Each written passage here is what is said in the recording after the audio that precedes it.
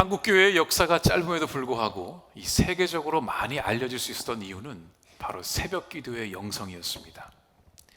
이 외국인들은 이 한국교회가 날마다 새벽 5시에 모여서 예배를 드린다는 그 사실에 깜짝 놀라더라고요. 어떻게 사람이 그 시간에 일어나서 교회에 가서 기도를 하고 예배 드릴 수 있냐. 자기들은 절대로 못한다 그러더라고요. 한국교회의 영성은 정말 대단하다고. 그래서 어떤 미국 목사님이 한국 목사님께 물었습니다. 왜 한국교회는 새벽 기도를 그렇게 중요하게 여깁니까? 하고 물었더니 이분이 그 이유는 바로 우리 예수님께서도 새벽에 기도하셨기 때문입니다 그러는 거예요. 그러면서 이 미국 목사님이 아니 그런 구절이 성경에 어디에 있냐고 그랬더니 오늘 말씀을 탁 보여주면서 이것 보라고. 새벽 아직도 밝기 전에, 이때가 새벽 5시라고, 예수께서 일어나 나가 한적한 곳으로 가서 거기서 기도하시더니. 그리고 덧붙여 말하기를 한국교회는 이 새벽 기도를 얼마나 열심히 했는지 하나님이 한국교회들을 축복하셔서 이 한국에는 수많은 대형 교회들이 있다고. 그러면서 막 Do you know 용기초? 막 이러는 거예요. 용기초가 누구죠? 우리 조용기 목사님을 얘기하는 거예요. 뭐 그 당시만 해도 어마어마한 교회를 이루신 분이니까요. 그러면서 다시 이 미국 교회가 부흥하기 위해서는 당신들도 새벽 기도를 해야 한다고 막 열변을 토하시는 거예요. 그런데 이것은 굉장히 잘못된 생각입니다. 새벽 기도 자체가 잘못되었거나 중요하지 않다는 것이 아닙니다.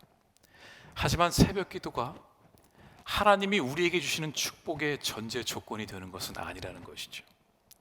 새벽 기도를 열심히 하면 하나님이 복을 주시고 열심히 안 하면 복을 안 주신다는 생각은 우리가 갖고 있는 잘못된 기복신앙입니다. 하나님께서 우리의 기도를 새벽에만 들어주신 건 아니잖아요. 그렇죠?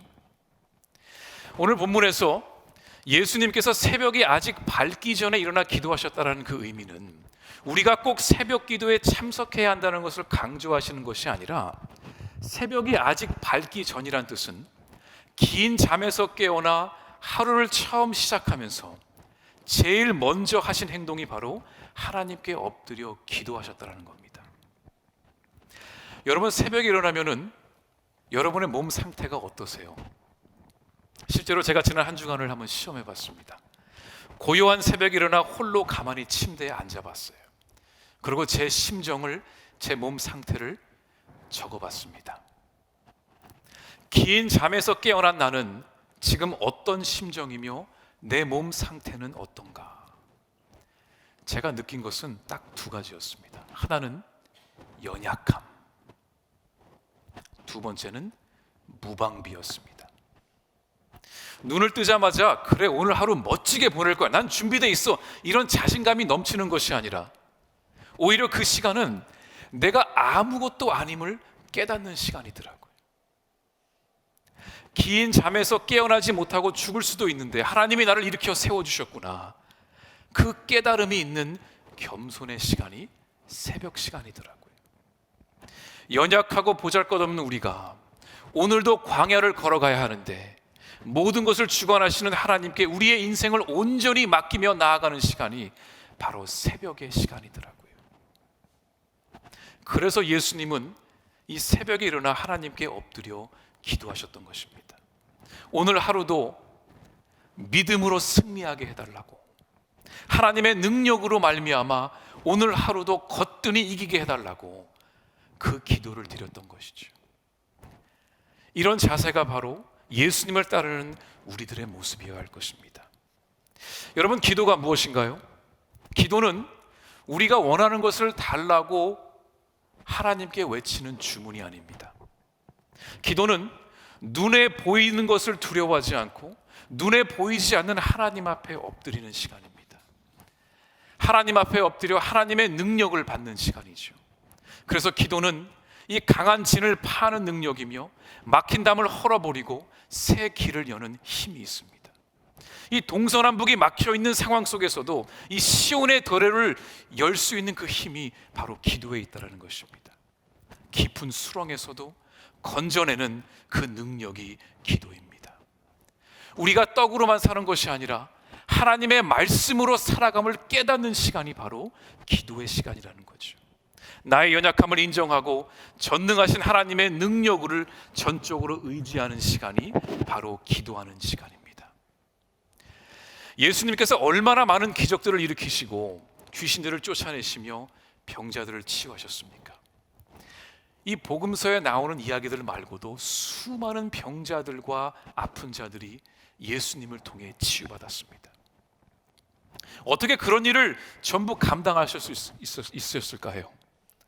그 이유는 바로 기도의 능력으로 그 많은 사역들을 감당하신 것입니다.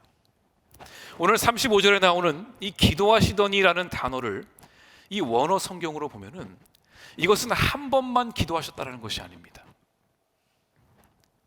이 의미는 계속해서, 끊임없이, 지속해서 이 기도의 끈을 붙들고 있다는 뜻입니다. 그래서 그런 의미를 생각하며 35절 말씀을 다시 읽어보면은 새벽 아직도 밝기 전에 예수께서 일어나 나가 한적한 곳으로 가사 거기서 또 기도하시더니, 이 또라는 단어를 강조해야 한다는 것이죠. 이 구절은 예수님께서 얼마나 기도 생활을 중요하게 여기시는지를 보여줍니다. 예수님은 모든 일에 앞서서 기도로 시작하셨습니다. 당신의 힘과 능력으로 하신 것은 한 개도 없었어요. 모든 일을 하기에 앞서서 기도함으로 하나님께 묻고 간구했습니다. 그리고 때로는 이 기도하지 않는 제자들을 호되게 혼내시기도 하셨죠. 이런 일은 기도 외에는 할 수 없느니라. 얼마나 심하게 혼내셨는지 몰라요. 실로 기도는 예수님이 가지고 계신 모든 능력의 원천이요, 예수님에게는 절대적으로 필요한 영적 양식이었던 것입니다. 그런데 이 누군가의 힘과 능력을 의지하기 위해서는 한 가지 필수 조건이 있습니다. 여러분, 아무도 잘 모르는 사람한테 가서 도와달라고 말씀하실 수 있겠어요? 내가 잘 모르는 사람한테 당신의 능력을 좀 달라고 간청할 수 있겠냐라는 거예요. 나에게 도움을 줄 수 있는 그 사람과 먼저 이 관계를 맺어야 하지 않겠습니까? 하나님과 우리와의 관계도 마찬가지입니다. 우리가 하나님의 능력을 의지하기 위해서는 먼저 그분과 이 교제가 필요합니다. 이 릴레이션십이 필요하다라는 거예요. 우리는 많은 경우 기도할 때에 하나님의 능력을 받기만을 기도합니다. 지금 당장 해결해 달라는 거예요. 내가 지금 급하고 내가 지금 위험한 상황에 있고 내가 지금 원하는 것이 있으니 지금 당장 응답해 달라고 우리는 기도합니다. 아마 이 한국 교인들에게 이 기도자의 이미지를 가장 잘 보여주는 성경 이야기를 하나 꼽으라고 한다면 아마도 야복강에서 하나님의 사자와 씨름했던 야곱의 모습일 것입니다. 우리가 알듯이 야곱은 밤새도록 하나님의 사자와 씨름했습니다. 이거를 절대 놓으면 안 된다고, 그 하나님의 사자의 허리를 붙들고 오늘 네가 죽든지 내가 죽든지 죽기 살기로 매달려서 결국은 그가 원하는 것을 얻었습니다. 그러니까 우리는 그 모습을 보면서 야, 기도는 저렇게 하는 거구나, 끝까지 매달리면 되는구나. 마치 죽기 살기로 싸움터에 나가는 용사의 모습이 이 기도자의 모습이라고 생각할 때가 있습니다. 어쩌면 한국 교회의 많은 문제들이 여기서부터 시작되었는지도 모르겠습니다. 왜 우리는 이런 식으로 기도하게 되었을까요? 그 이유는 바로 기도를 마치 하나님께 무언가를 요구하는 것으로 오해했기 때문입니다. 기도는 언제나 하나님께 요구하는 것이요, 기도 응답은 내가 원하는 것을 얻는 것이라 생각했기 때문이죠. 얻지 못하는 것은 기도가 부족했기 때문이고, 목표를 이룰 때까지 끊임없이 기도해야 하며 기도는 내가 원하는 것을 얻는 도구라고 생각했기 때문입니다. 그런데 우리가 여기서 오해하지 말아야 할 것은 포기하지 않고 끝까지 기도하는 것이 잘못된 것이 아닙니다.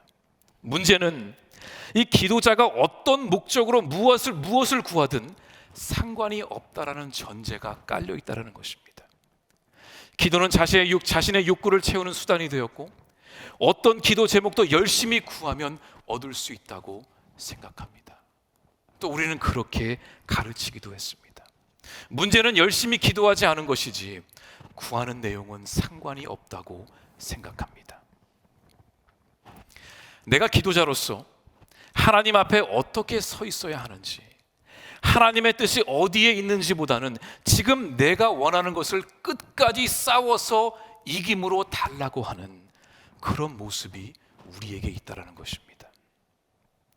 물론 기도라는 것이 하나님의 능력을 간구하는 시간이지만 그 전에 우리가 분명히 기억해야 할 것은 바로 기도는 하나님과 우리가 교제하는 시간이라는 거예요. 기도는 하나님과 관계를 맺는 시간이며 하나님을 좀 더 친밀하게 알아가는 시간이라는 것입니다. 이 관계는 나 혼자 할 수 있는 것이 아닙니다. 상대방이 있어야 돼요. 두 사람을 하나로 연결해 주는 것이 바로 관계입니다. 이 관계를 맺는다는 것은 함께 울고 함께 웃을 수 있는 것입니다. 물론 처음부터 두 사람이 만났다고 친밀한 관계를 맺는 것은 아니죠. 친밀해지기 위해서는 시간과 노력이 필요합니다. 우리와 하나님과의 관계도 마찬가지라는 것입니다. 내가 말씀을 듣고, 내가 고민해보고, 내가 들은 대로 한번 실천도 해보고, 내가 정말 하나님의 뜻이 어디에 있는지를 내가 정말 알아가는 그 한 걸음 한 걸음이 우리로 하여금 하나님께로 더 가까이 가게 한다는 것이죠. 그래서 우리에게 잘 알려진 이 메시지 성경을 번역한 그 유진 피어슨 목사님은 이 기도에 대해서 이렇게 정의를 했습니다. 기도는 하나님과 맺는 시간이며 관계를 맺는 시간이며 궁극적으로는 그 관계를 발전시켜 나가는 것이다. 다시 말해 기도는 이 하나님을 알아가는 시간이며 그분 안에 머무르는 것입니다. 내가 주님 안에, 주님이 내 안에, 이 주님과 사귀는 시간이 바로 기도의 시간입니다. 무엇을 얻기 위해 주님께 나아가는 시간이 아니라 내 마음을 주님께 알리며 주님의 뜻을 물으며 주님과 인격적인 교제를 나누는 시간이 바로 기도의 시간이라는 거예요. 기도자들이 늘 마음에 그리고 있어야 할 기도자의 이미지는 야복강에서 씨름하며 투쟁하고 있는 야곱의 모습이 아니라 바로 엄마의 품에 안겨있는 아이의 모습이라는 거예요. 엄마의 품에 안겨있는 그 젖된 아기의 모습을 생각해 보세요. 그 아이가 얼마나 행복해 보입니까? 엄마 외에는 그 엄마의 품 말고는 더 원하는 게 없는 거예요. 이 기도를 한다는 것은 바로 그 하나님의 품 안에 안겨있다는 것입니다. 그러고 보면은 예수님도 그냥 입술로만 기도하신 것은 아니었습니다. 우리가 예수님의 그 삶을 이렇게 들여다보면은 예수님에게 있어서 가장 중요했던 것은 바로 하나님 아버지와 예수님의 관계였습니다. 예수님은 늘 하나님과의 관계, 교제, 이 동행을 많이 강조하셨어요. 요한복음 5장 19절에 보면 이렇게 나옵니다. 우리 함께 읽겠습니다. 그러므로 예수께서 그들에게 이르시되 내가 진실로 진실로 너희에게 이르노니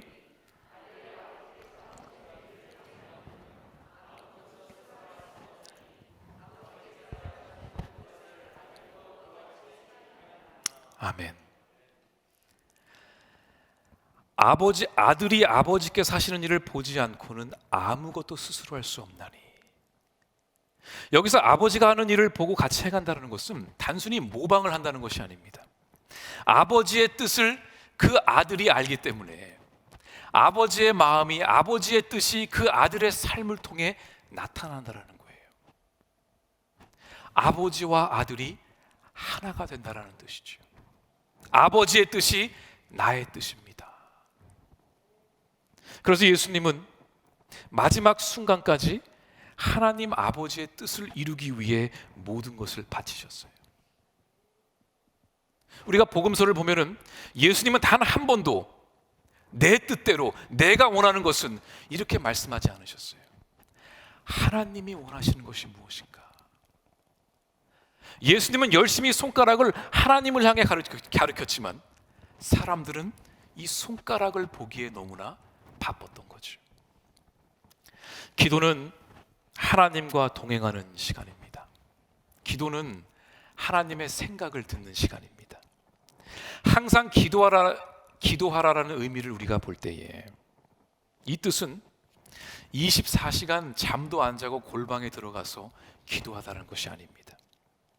이 뜻은 어디서 무엇을 하든지 하나님과의 관계를 늘 유지하며 살아가라는 것입니다. 무엇을 하더라도 하나님과의 관계 안에서 생각하고 행동하고 말하라는 것이죠. 그러니까 늘 기도한다는 것은 내가 그분 안에 거하며 내가 하나님과 그 관계를 맺으며 하루를 살아간다는 것입니다.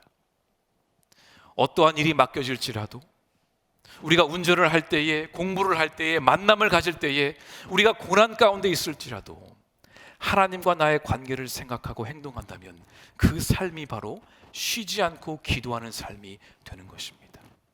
그러니까 삶의 매 순간순간마다 하나님이 나와 함께 계심을, 내가 그분과 그 관계 속에 있음을 내가 순간순간마다 기억하는 것입니다. 그러면 우리는 말을 조심하게 될 것이며 우리의 행동도 조심할 수밖에 없습니다. 그렇게 우리가 관계 속에 살아갈 때에 우리는 우리의 뜻이 아니라 하나님의 뜻을 깨닫게 되고 그분을 위해 살아가야 함을 깨닫게 되는 것입니다. 어느 날 갑자기 그게 하나님의 뜻이구나 이렇게 아는 것이 아니라 내가 하나님과 관계를 맺다 보니 그분이 어떠한 생각을 갖고 계시고 그분이 무엇을 원하시고 내가 어떻게 살아가기를 원하시는지를 내가 알기 때문에 나도 하나님을 닮아간다는 거예요. 근데 관계가 없으면 할 수가 없는 겁니다. 그래서 기도의 궁극적인 목적은 우리의 삶을 통해 하나님의 뜻을 이루는 것입니다. 예수님의 제자들이 기도를 가르쳐 달라고 막 애원을 했잖아요. 요한의 제자들도 기도할 줄 알고 아무개도 기도를 잘하는데 왜 주님은 우리한테 기도를 안 가르쳐 주시냐고. 그랬더니 예수님이 제자들에게 무엇을 가르쳐 주셨죠? 우리가 잘 알고 있는 주기도문을 가르쳐 주셨어요. 그 첫 구절을 한번 보겠습니다. 누가복음 11장 2절 말씀 우리 함께 읽습니다. 예수께서 이르시되 너희는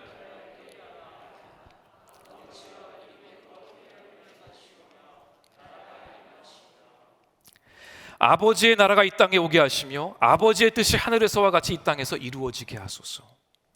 우리의 뜻이 아니라 하나님의 뜻이 이루어지게 해 주십시오. 이것이 주기도문에 나오는 첫 가르침이었습니다. 우리 마가복음 14장 36절 말씀 함께 읽겠습니다. 이르시되 아빠 아버지여 아버지께서는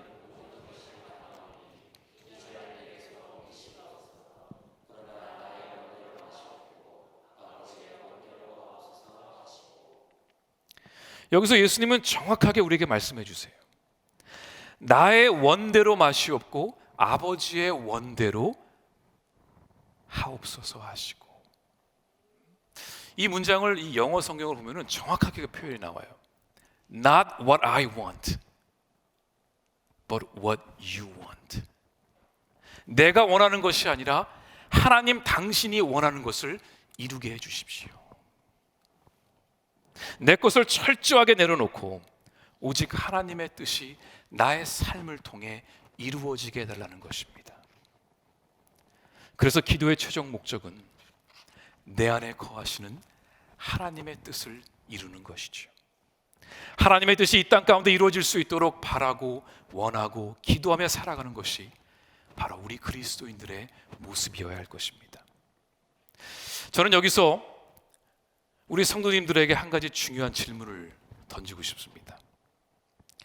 왜 그렇게 기도를 해도 우리의 삶이 변하지 않을까요? 그렇게 기도를 했는데 왜 아무것도 이루어진 것이 없다고 하며 포기할까요? 기도를 해도 우리의 삶이 변하지 않는 이유는 하나님의 뜻을 구하지 않았기 때문입니다. 제가 오늘 정확하게 그 답을 제가 드릴게요. 내가 그렇게 새벽에 나와 기도하고 금요 철할 때 기도하고 내가 그렇게 많이 기도하는데 왜 내 삶이 변하지 않는가? 그 이유는 하나님의 뜻을 구하지 않았기 때문에 그래요. 만약에 우리가 하나님의 뜻을 구하기 위해 기도한다면 우리의 삶은 변할 수밖에 없습니다.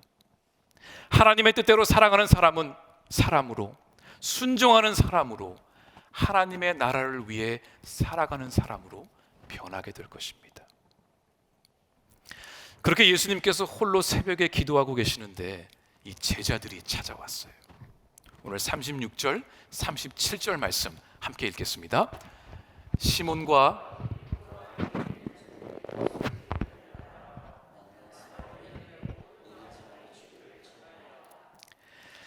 여기서 나오는 뒤를 따라가라는 뜻은 단순히 예수님이 어디에 있는지를 이미 알았기 때문에 글로 가면 예수님을 만나겠다 그런 것이 아니었어요. 이 뜻은 샅샅이 뒤지고 귀찮을 정도로 찾고 또 찾았다라는 의미예요.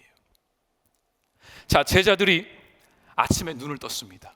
그런데 이 새벽부터 수많은 사람들이 지금 집 앞에 몰려온 거예요. 왜 그랬을까요? 오늘 우리가 읽은 말씀의 바로 그 전장을 보면은 예수님이 시몬의 장모를 고쳤어요. 그뿐만이 아니라 그 마을에 있는 수많은 사람들, 그 병자들을 고치신 거예요. 그러니까 그 다음날 소문이 쫙 퍼져가지고 이 예수님께로 나온 수많은 병자들이 지금 그 집 앞에 줄을 서서 기다리고 있는 거예요. 그런데 제자들이 예수님을 찾으니까 예수님이 방에 안 계신 거예요. 야, 어디 가셨지? 어디 가셨지? 여기저기 찾아다니지만 찾을 수가 없습니다. 결국 나중에는 저기 나가서 기도하고 계시는 예수님을 제자들이 찾은 겁니다. 제자들이 예수님에게 말합니다. 예수님, 지금 여기서 뭐 하고 계시는 겁니까? 지금 수많은 사람들이 지금 우리를 찾아왔는데 주님, 지금 가셔서 그 병자들을 고쳐주셔야 됩니다. 왜냐하면 제자들이 지금 신이 났거든요. 사람들이 막 예수님 어디 있냐? 저 고쳐주세요. 수많은 사람들이랑 몰려오니까 이 제자들이 흥분한 거예요. 마치 예수님의 인기가 자기들의 인기인 것처럼. 예수님이 너무나 잘 나가시니까 예수님만 따라가면 나도 한몫 챙기겠구나. 예수님, 오늘로 이 사람들 만나주셔야 됩니다. 예수님에게 찾아와서 얘기했습니다. 제자들이 그렇게 나오면은 예수님이 그래, 얼른 가서 그 사람들을 만나자 하셔야 정상일 거예요. 근데 예수님이 제자들에게 뭐라고 하시죠? 38절 앞부분을 볼까요? 이르시되 우리가 다른 가까운 마을들로 가자 그러셨어요. 지금 예수님을 보려고 기다리고 있는 사람들을 내버려 두고 다른 마을로 가자는 거예요. 왜 그러셨을까요? 왜 수많은 사람들이 지금 예수님을 찾아와 예수님만 바라보며 기다리고 있는데 왜 예수님은 그 사람들을 뿌리치고 다른 마을로 가자고 하셨을까요? 그 이유는 유혹에 빠지지 않기 위해서였어요. 모두가 주님을 찾고 있습니다. 이 말은 당신이 없으면 안 됩니다라는 뜻이에요. 이 말이 얼마나 달콤하게 들립니까? 사람들에게 주목받으며 인기 있는 자리에 올라가는 것을 마다하는 사람이 어디 있겠어요? 그런데 예수님은 자칫하면 하나님의 자리에 자기가 올라갈 것을 염려하시고 그 유혹의 자리를 피하신 겁니다. 여러분, 우리에게 찾아오는 가장 큰 유혹이 뭔지 아세요? 하나님 없이도 내 힘으로 살아갈 수 있다는 것입니다. 하나님의 영광을 가로채고 내가 그 자리에 서고자 하는 것이죠. 내가 낮아져야 하는데 자꾸만 높아지고 싶은 유혹이 우리에게 찾아옵니다. 그래서 예수님은 그 유혹을 철저하게 물리치기 위해서 기도하셨어요. 철저하게 나는 낮아지고 하나님만을 높이는 삶을 살기 위해 몸부림치며 기도하셨던 것입니다.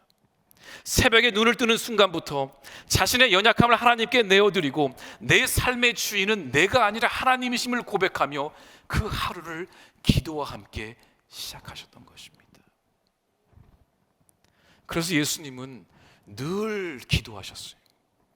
바쁘기 때문에, 중요한 일들이 많이 있기 때문에, 위급한 상황이기 때문에 예수님은 더 많이 하나님 앞에 엎드려 기도하셨습니다. 내가 정말 하나님을 의지한다면 기도할 수밖에 없을 것입니다. 근데 기도하지 않는다라는 것은 내 힘으로도 할 수 있다는 뜻이에요. 38절 후반절에 보면 이렇게 말씀하셨습니다. 같이 읽습니다. 거기서도 전도하리니 내가 이를 위하여 왔노라 하시고. 예수님께서 이 땅에 오신 목적은 이 한 곳에 머물러 있기 위함이 아니었습니다. 여러 지역, 세상 끝까지 복음을 전하고 제자를 만들기 위함이었습니다. 다른 마을로 가자고 하신 것도 이 복음 사역은 계속해서 전파해야 하기 때문에, 복음은 한 곳에만 머물러 있으면 안 되고 전하고 또 전하고 확장되어야 하기 때문에 그렇습니다. 이 복음은 교회 안에만 있으면 안 됩니다. 이 복음의 소식은 우리끼리만 좋아하고 끝나면 안 된다는 거예요.